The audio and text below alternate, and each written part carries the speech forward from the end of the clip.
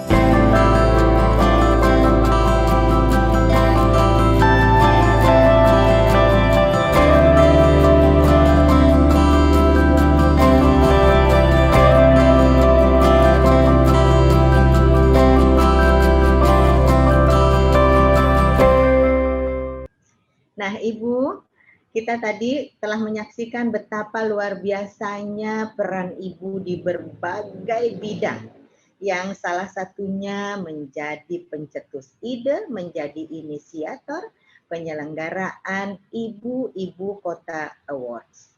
Kebetulan Ibu, hari ini kita juga sedang memperingati Hari Ibu Kartini. Nah, Ibu, kiranya apa ya, Bu, makna dari ibu-ibu kota ini dalam perspektif peringatan perjuangan Ibu Raden Ajeng Kartini? Mohon kami untuk diberikan pencerahannya ini, Ibu. Baik.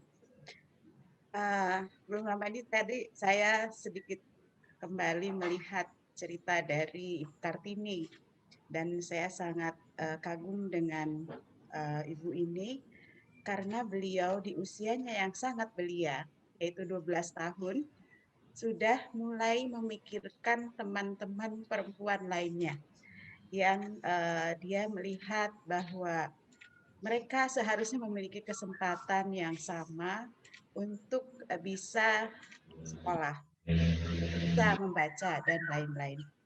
Eh, Kata kunci dari Kartini di usia 12 ini adalah kepedulian.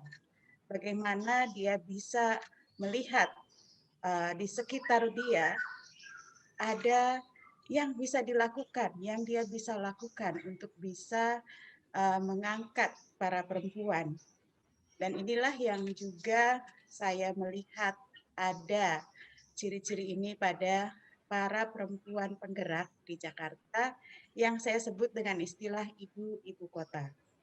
Jadi para perempuan ini, seperti juga Kartini, tidak hanya memikirkan tentang peran domestiknya saja, tapi sudah melampaui dari apa yang menjadi takdir penciptaannya waktu itu ya.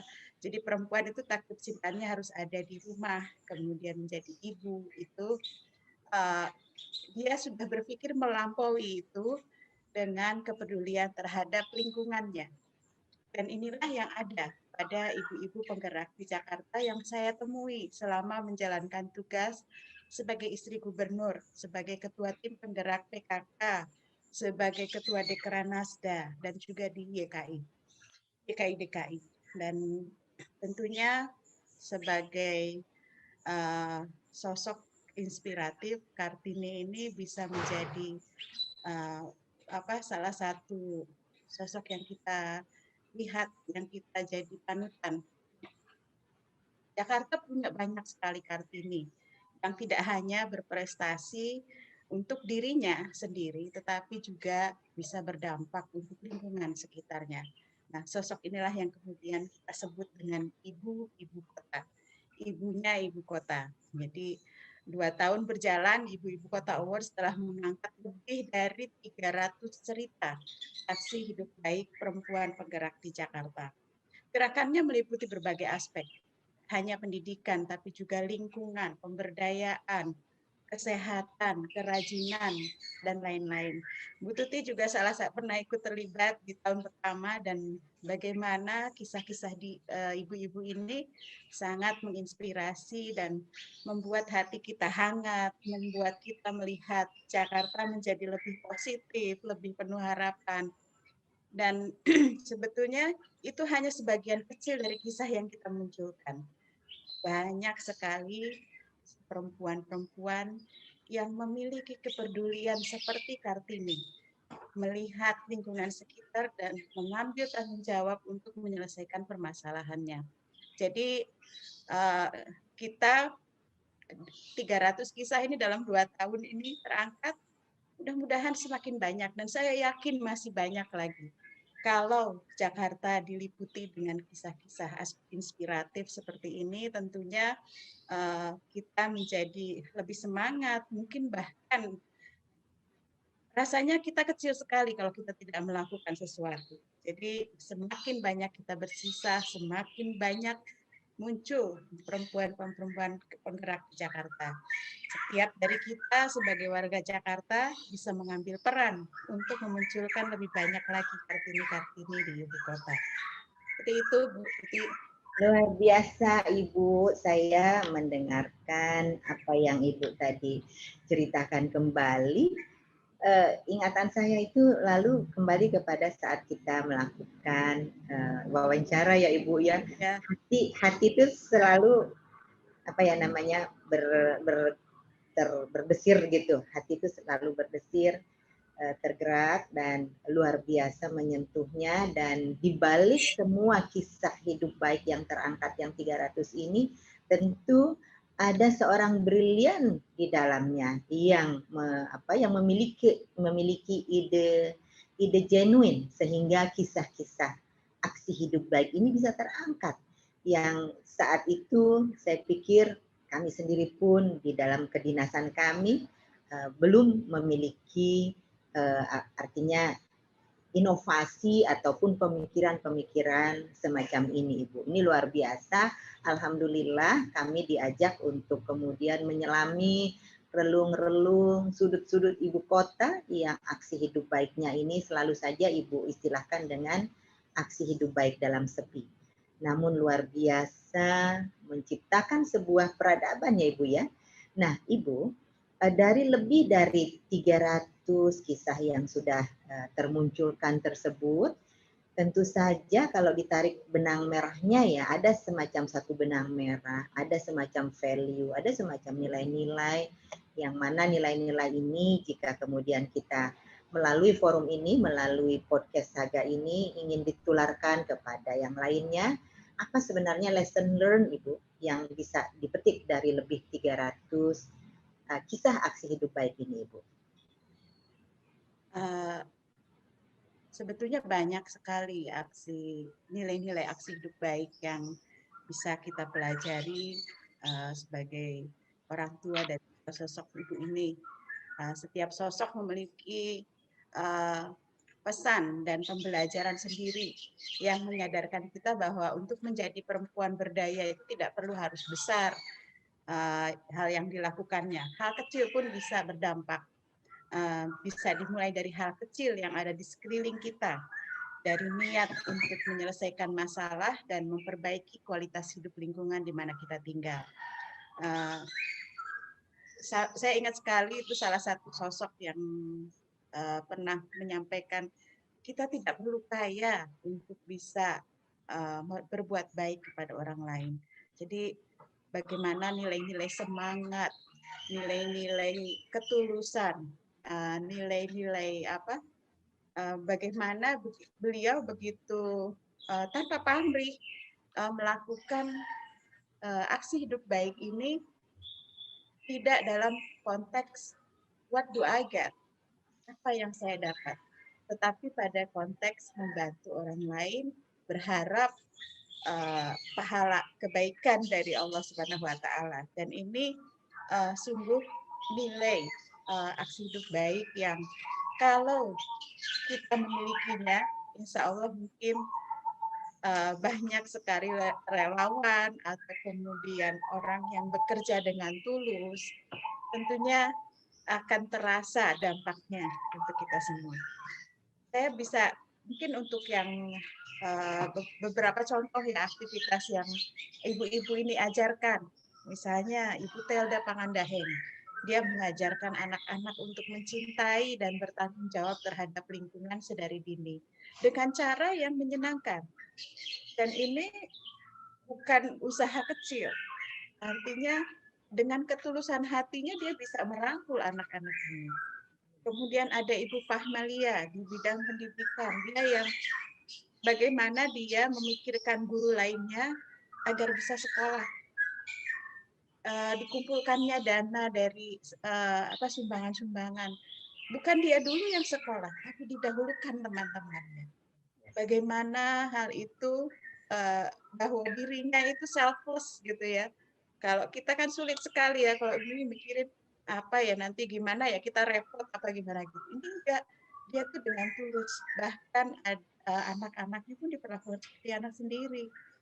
Dia bawa ke terapi, dia bawa ke bila ada masalah gitu ya dibawa ke dokter, difikirkan kekurangan yang dimilikinya, difikirkan HP-nya kalau lagi daring, kemudian sampai isu keluarga si anak itu pun ditanganinya. Apakah ini bukan sebuah aktivitas yang holistik ya? Artinya semua aspek dia pikirkan dari mulai gurunya, anaknya. Jadi ekosistemnya itu ikut diperhatikan. Ini Ibu Fahmalia. Ada lagi Ibu Nia Umar. Dia mengajak orang tua, terutama ibu, untuk memahami pentingnya menyusui. Ini hal sepele, hal yang sederhana, tapi dikerjakan dengan serius, diikuti dengan ilmu pengetahuan. Ibu Nia Umar ini sampai belajar ke luar negeri tentang ASI eksklusif, agar dia bisa berbagi ilmunya untuk ibu-ibu di luar sana, harapannya anak-anak itu yang lahir dari perempuan-perempuan di Indonesia, di Jakarta khususnya, bisa mendapatkan hak ASI eksklusifnya dan bisa berkembang dengan optimal. Jadi sesuai dengan uh, uh, minat mereka, tapi dikerjakan dengan tulus, diikuti dengan ilmu, diikuti dengan pengetahuan. Nah, ini kalau dihubungkan lagi dengan Ibu Kartini, Ibu Kartini ini exposure terhadap pendidikan, exposure terhadap pengetahuan. Dan inilah yang kemudian membuat dia bisa reflektif dan bisa peduli terhadap orang lain. Bagaimana dia berkenalan dengan teman-teman di Belanda, bagaimana terbukanya perempuan di sana, kesempatan yang terbuka. Kemudian dia reflektif, memikirkan orang-orang yang di sini kok nggak seperti itu. Bagaimana saya bisa melakukan sesuatu untuk mereka. Dan inilah nilai-nilai lesson learned yang harus kita miliki. Exposure, kemudian exposure terhadap dunia luar, kemudian ilmu pengetahuan, kemudian sehingga membuat kita menjadi reflektif, melihat situasi dalam konteks yang lebih besar dan menjadi potret yang besar, kemudian melakukan sesuatu. Jadi berdaya, berkarya, dan berdampak, itu ceritanya. Itu mungkin Bu Tuti yang bisa saya sampaikan. Baik Ibu, luar biasa ya. Ini merinding tuh Bu, dari kaki, tangan, ini bukan dibuat kalau bisa saya buka. Luar biasa dengerinnya tuh sambil merinding saya, luar biasa. Menggetarkan hati, dan saya kira sahabat keluarga dimanapun berada, tadi luar biasa ya, berbagai hal yang telah disampaikan oleh Ibu Ferry Farhati. Nah, sahabat keluarga, untuk sedikit memberikan gambaran suasana ya, suasana ultimate-nya at the end-nya itu kita memiliki semacam perayaan Ibu ya, yakni penyelenggaraan Ibu Kota Award yang baru lalu Desember tahun 2020. Berikut ini kita lihat yuk cuplikannya.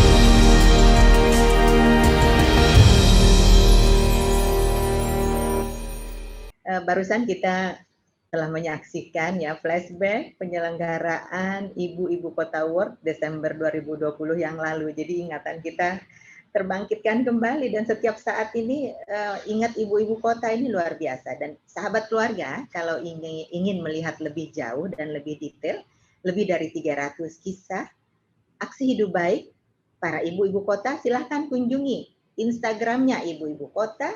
Kemudian ada YouTube-nya juga Ibu-Ibu Kota. Barangkali juga ada media sosial yang lainnya. Ada media sosial lainnya, alamatnya. Barangkali nanti Ibu juga mohon untuk diperkenalkan Ibu ini. Rasanya luar biasa, dan saya yakin Sahabat keluarga dimanapun berada sangat ingin berkenalan, ingin menyaksikan dan membaca, mengetahui lebih dari 300 aksi hidup baik ibu-ibu kota ini. Ibu, setelah kita tadi bersama-sama menyaksikan dan melakukan flashback baik terhadap ibu-ibu kota maupun dengan semangat Ibu Raden Ajeng Kartini. Nah, concern kita kemudian Ibu, ke depan ini Bu, bagaimana kita dapat nih meneruskan, melanjutkan dan mencetak anak-anak baik perempuan maupun anak-anak laki-laki yang memiliki karakter unggul yang telah dicontohkan baik oleh para ibu-ibu kota maupun oleh Ibu Raden Ajeng Kartini itu sendiri. Kiranya pola parenting seperti apa yang dapat diterapkan oleh para sahabat keluarga dimanapun berada agar anak-anak dapat berprestasi, dapat berkarya yang baik, dan juga dapat menjadi anak yang unggul. Gimana ini Bu kira-kira? Kalau kita lihat karakteristik dari Kartini itu kan salah satunya adalah pembelajar. Dia baca buku banyak, dia cerdas dan berwawasan luas. Tadi exposure terhadap dunia luar yang luas, kemudian juga dia pemberani, kemudian juga sangat mandiri.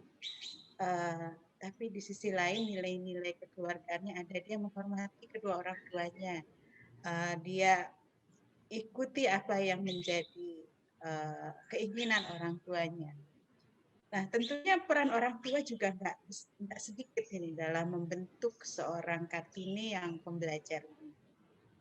Selain dari kesempatan pendidikan yang terbuka luas, juga tentunya kebiasaan di rumah yang kemudian membentuk pribadi anak. Dan inilah yang kemudian bisa juga menjadi lesson learn kita sebagai orang tua, yaitu pembelajar, exposure terhadap dunia luar, bagaimana anak diberi kesempatan untuk bertemu dengan banyak orang dan aktivitas, kemudian baca buku yang akhirnya membukakan pikiran anak ini untuk mulai melihat secara lebih luas. Nah,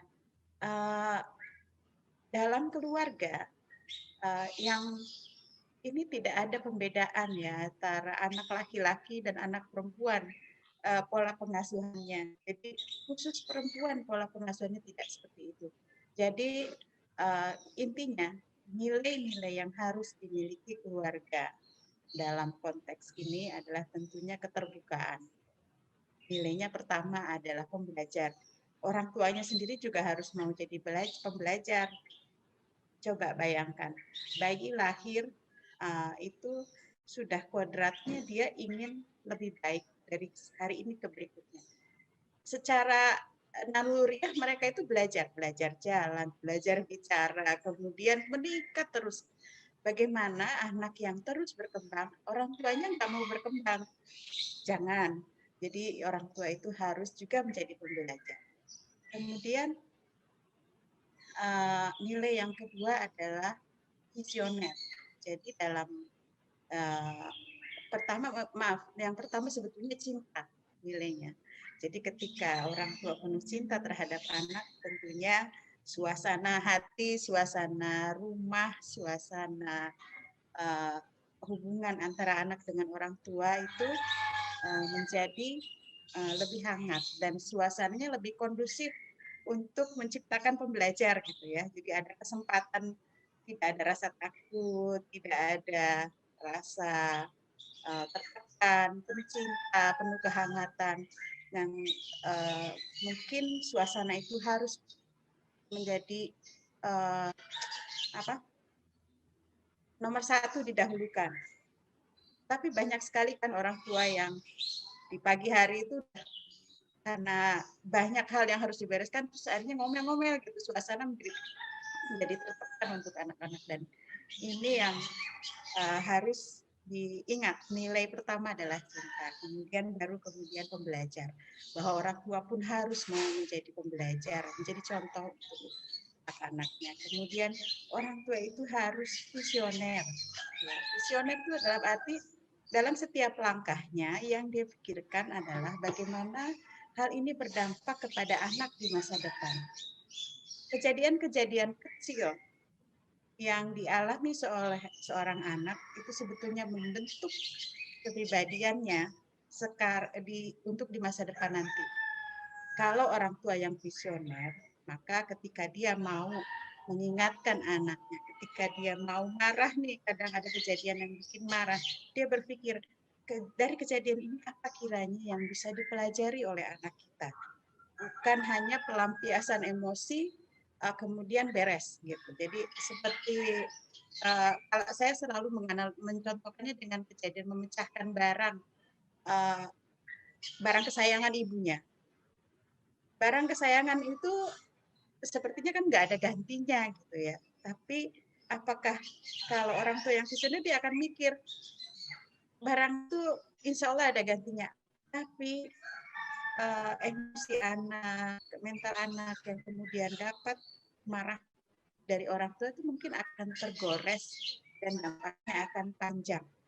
Jadi berpikir panjang dalam hal pendidikan anak. Berpikir jauh ke depan dalam hal mendidik anak. Gitu. Kemudian yang keempat adalah hadir. Orang tua harus hadir dalam kehidupan anak-anaknya.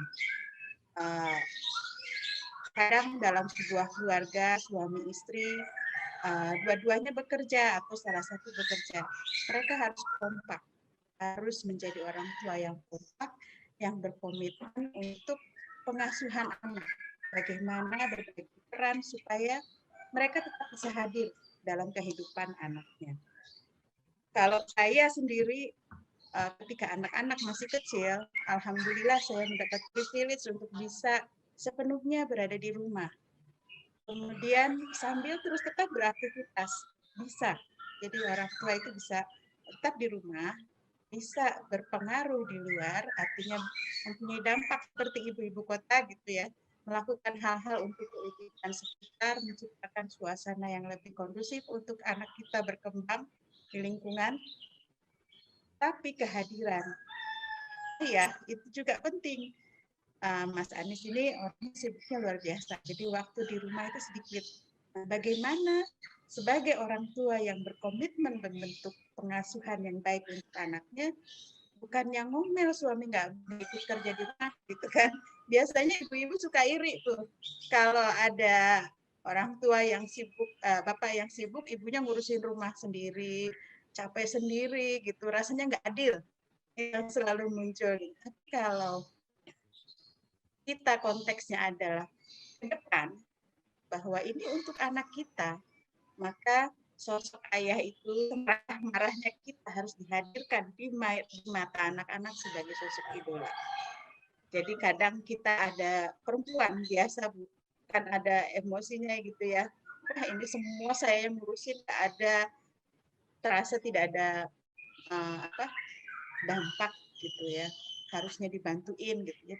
Baik suami untuk membantu sekali, tapi dalam situasi kadang kita emosi, jangan sampai kehadiran ayah tidak nampak dalam kehidupan si anak. Jadi kita punya tanggung jawab sebagai orang tua untuk menjadi orang tua yang kompak di depan anak-anak kita dengan berbagi peran, dan suami pun harus sadar mereka selalu hadir dalam kehidupan keluarga. Kalau itu ada guyonannya Mas Anies nih Bu Titi, guyonannya itu katanya happy wife, happy life. Happy wife, happy life. Jadi happy mother, happy kids. Nah, jadi kalau semuanya pengen gembira ya tugas si suami nih membahagiakan istrinya. Mesti dicapai sama bapak-bapak ya Bu ya.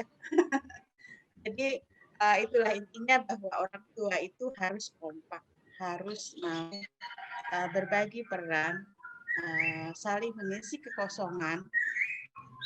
Kalaupun dua-duanya bekerja, kemudian gimana caranya supaya anak tidak terbengkalai.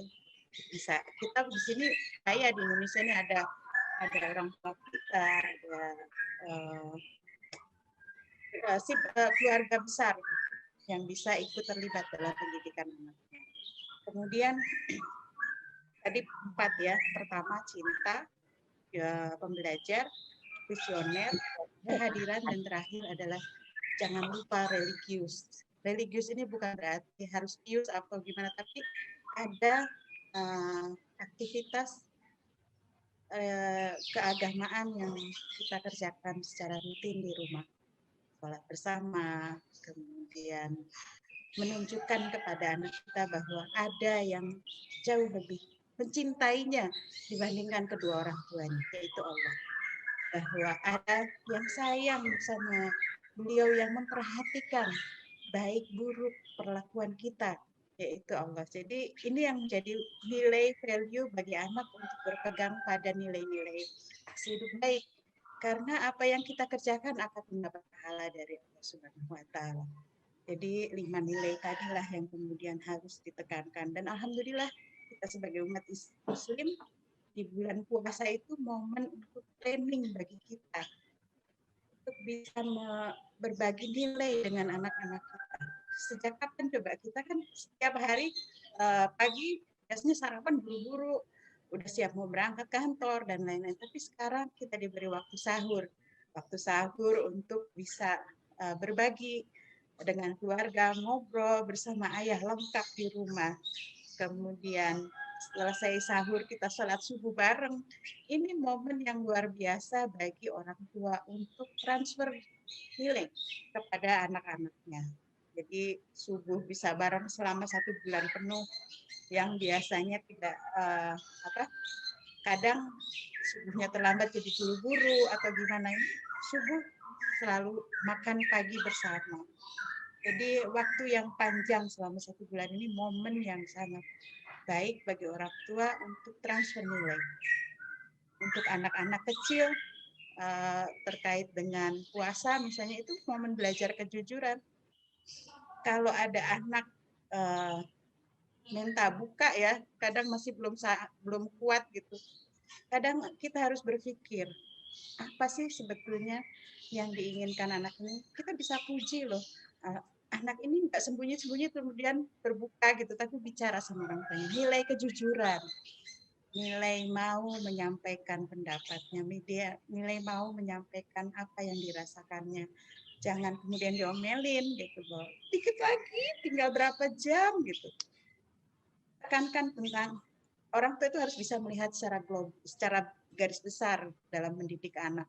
Tidak hanya apa yang ingin dicapai puasa misalnya, tapi di balik itu ada nilai-nilai banyak yang bisa kita ajarkan kepada anak-anak. Mungkin itu Bu Titi. Luar biasa Ibu, luar biasa. Kemudian terkait dengan pendidikan anak laki dan perempuan, itu tidak ada bedanya tadi saya bilang. Setiap anak unik, setiap anak bisa tumbuh dengan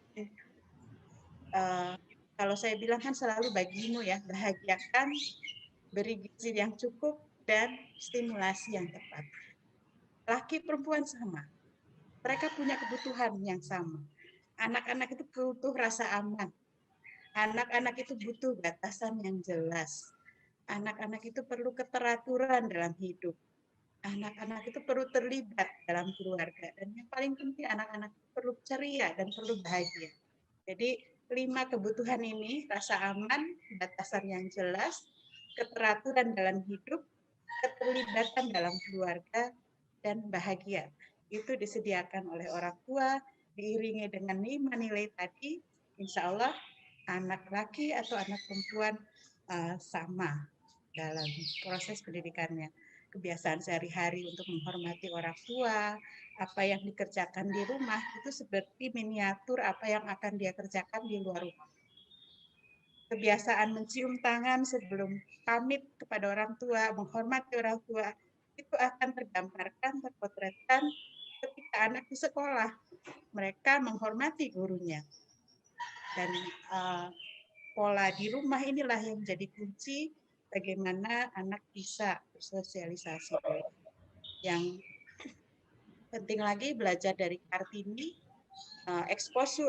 eksplorasi, bahwa orang tua harus memberi ruang bagi anak untuk melakukan hal-hal yang dalam lingkup usianya. Kalau istilahnya Mas Anies itu, anak itu kalau di usia remaja, usia sekolah itu berenangnya di kolam.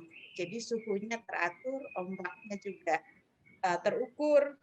Nah, ini sebagai tempat untuk belajar yang nantinya mereka akan berenang di lautan, yang ombaknya mungkin kita tidak tahu ukurannya, tapi mereka sudah tahu caranya. Kemudian suhunya juga belum tentu dingin terukur, tapi mungkin dingin sekali, tapi anak sudah mulai tahu bagaimana melakukan melewatinya. Jadi gitu Bu, mungkin beri kesempatan anak mengalami kegagalan, bereksplorasi. Kegagalan itu bukan kesalahan. Kemudian ketika anak diberi kesempatan untuk melakukan hal yang terukur dan dia gagal, itu sebuah proses belajar yang luar biasa. Tapi anak yang kemudian selalu dijaga supaya selalu berhasil oleh orang tuanya, ketika dia merasakan kegagalan, maka akan patah. Jadi beri ruang mereka untuk bereksplorasi sehingga melakukan kesalahan bukan sesuatu yang salah, bukan sesuatu yang tidak berprestasi, misalnya tidak menjadi juara, tapi dia sudah berani melakukan ikut berkompetisi, itu sebuah pembelajaran yang luar biasa. Jadi setiap anak unik, setiap anak akan melewati jalan hidupnya, di mana orang tua memberi tanah yang subur bagi mereka untuk berkembang. Itu Bu Tuti mungkin nilai-nilai parenting yang bisa diterapkan pada keluarga-keluarga di Jakarta. Baik Ibu, luar biasa. Sahabat keluarga, kita telah bersama-sama mendengarkan ya. Jadi Ibu Ferry Farhati ini selain sebagai Ketua Tim Penggerak PKK Provinsi DKI Jakarta, Ketua Dekranasda DKI Jakarta, Ketua Yayasan Kanker Indonesia Daerah Jakarta, kemudian juga Bunda PAUD. Lalu jangan lupa ada satu lagi, kenapa kemudian kita terus-menerus merinding ini mendengarkan penjelasan Ibu. Beliau adalah seorang parent educator. Jadi saya kira sahabat keluarga dimanapun berada, saya sangat yakin pasti ketagihan ini ingin mendengar terus ini apa yang dituturkan oleh Ibu yang luar biasa. Kami pun di sini dengan kru, dengan tim Ibu menyimak semua ini, menyimak, mencatat dengan baik dan sebagainya. Banyak hal juga yang pembelajaran lesson learn dari tamu terhormat kami kali ini, Ibu Ferry Farhati. Nah, barangkali ini segmen terakhir, Ibu.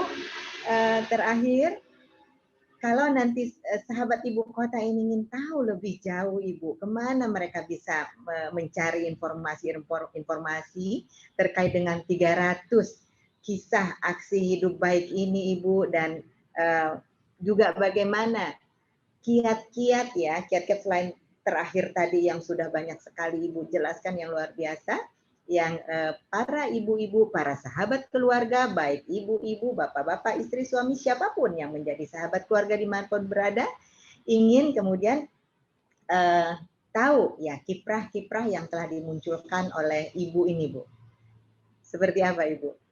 Oke, mungkin kisah-kisah para penggerak ini, ibu-ibu kota istilahnya itu bisa kita simak di YouTube channel Ibu-Ibu Kota.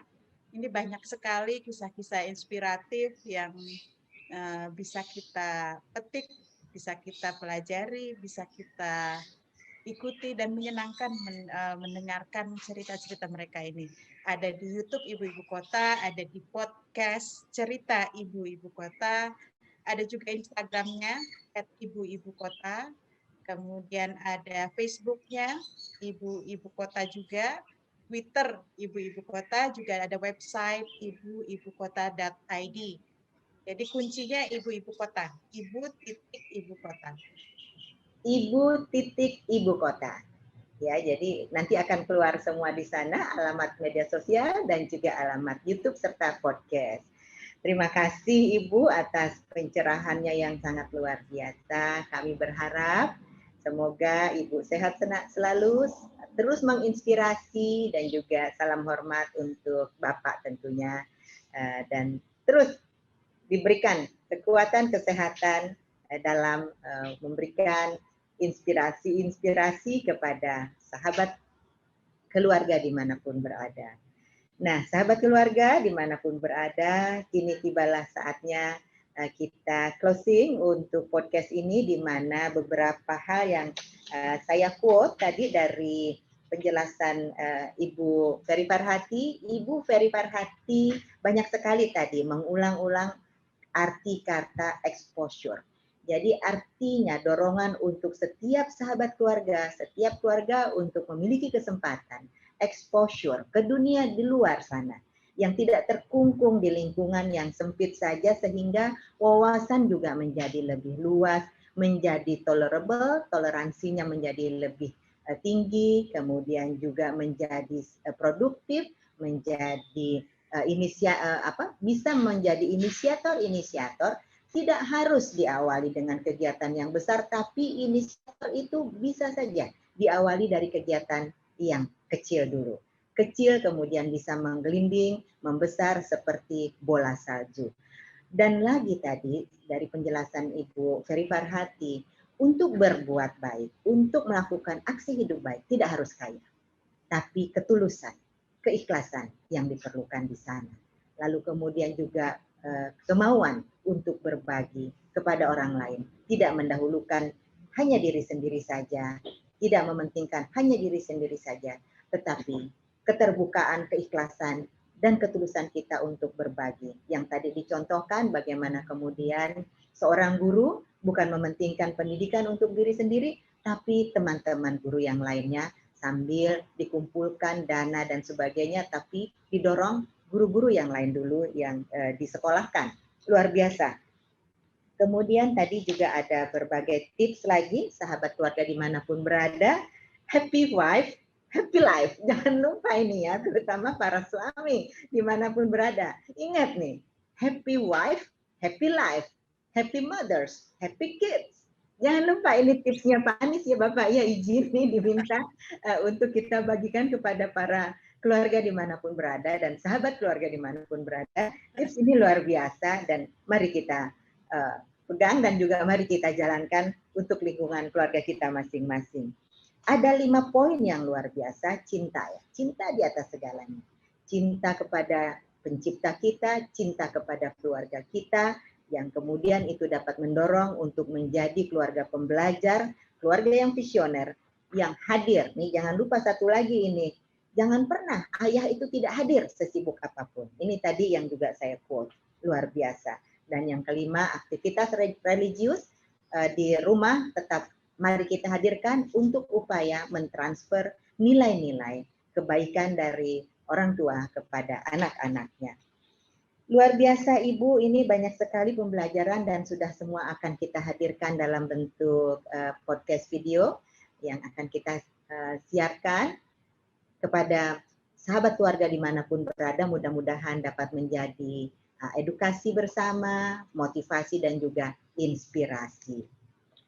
Demikian tadi yang bisa kami sampaikan dan jangan lupa tolong subscribe, like, komen dan juga share dan tolong tinggalkan pesan di komen kami narasumber siapa lagi kiranya untuk podcast kita ke depan ini yang diusulkan oleh para sahabat keluarga.